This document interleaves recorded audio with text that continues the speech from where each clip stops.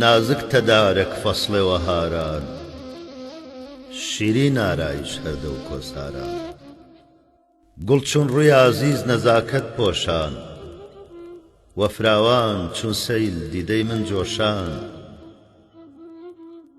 مدیان گوڵاڵان نەپای دەربەندان، ئەو یەکتەر وێنەی ئارەزوومەندان.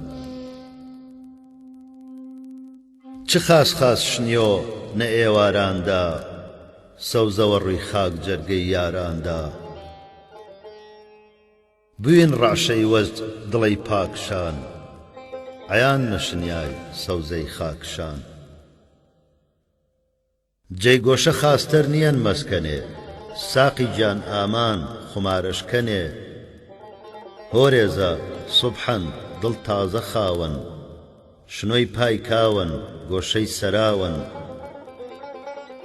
سەوزەی خاکی پاک یارانە هامفەرد، فرەمان وە فەرش بەسمیوەمان کرد.